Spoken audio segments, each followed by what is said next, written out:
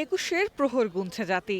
ভাষা শহীদদের শ্রদ্ধা জানাতে রংতুলির ছোঁয়ায় প্রস্তুত কেন্দ্রীয় শহীদ মিনার। শেষ মুহূর্তের সাজসজ্জা আর পরিষ্কার পরিচ্ছন্নতার কাজ চলছে পুরো এলাকায়। মাতৃভাষা আন্দোলনের ৭৪ বছর পূর্ণ হবে এদিন।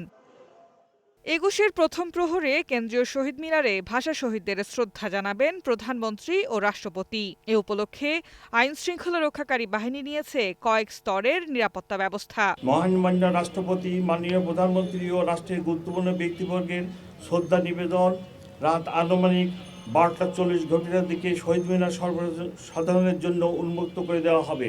সকালে এক ব্রিফিংয়ে ডিএমপি কমিশনার জানান, কোনো নিরাপত্তা শঙ্কা না থাকলেও পুলিশ সদস্যদের পাশাপাশি সোয়ার্ড, ডগ স্কোয়াড টিম সার্বক্ষণিক প্রস্তুত থাকবে।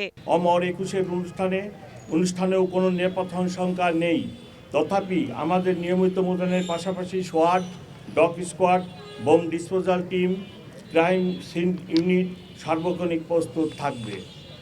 এছাড়া গোয়েন্দা নজরদারি সহ সাইবার মনিটরিংও জোরদার করা হবে। এদিকে আরেক ব্রিফিংয়ে কথা বলেন র্যাব মহাপরিচালক AKM শহীদুর রহমান। জানান, পুরো এলাকা সিসিটিভি দিয়ে পর্যবেক্ষণ করা হবে।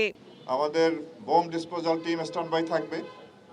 এছাড়া পুরো এলাকাটাকে আমরা ৬৪টি ক্যামেরার মাধ্যমে এটা আপনার সিসিটিভির আওতায় নিয়ে এসেছি।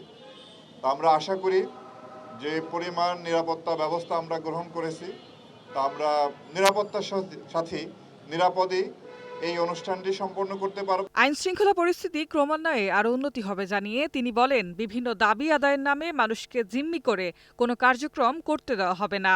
যে দাবি আদায়ের নামে কিংবা আন্দোলনের নামে সাধারণ জনগণকে তাদের উপরে জুলুম করা বা তাদেরকে জিম্মি করে কোনো ধরনের কার্যক্রম আমরা হতে দেব না। Mitu, green news, Dhaka.